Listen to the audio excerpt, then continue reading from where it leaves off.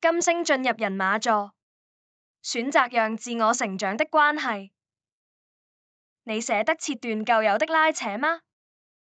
水逆結束後，金星在天蠍座末段碰上天王星，讓人進一步看清關係長久累積的問題，也認清了彼此心中的內在價值有何不同，令人內心充滿拉鋸。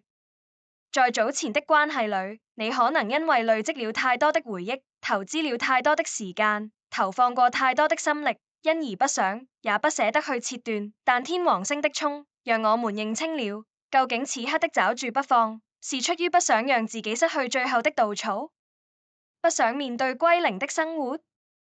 還是真的出於本質的契合，令你有信心繼續走下去？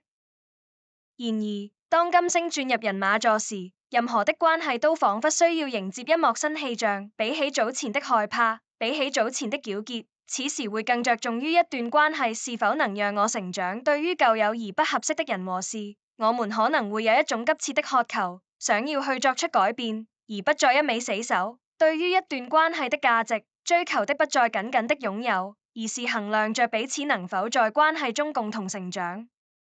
尤其太陽及火星也同在人馬座，未來一段時期裡，我們會不禁被困在狹窄的鳥籠裡，被某人某事扯後腿。如果你發現自我在某段關係、某個境況裡變得黯淡無光，那麼在金星進入人馬座之時，或許是時候放過自己，讓心靈世界重獲自由，才能夠選擇讓靈魂成長的全新旅途。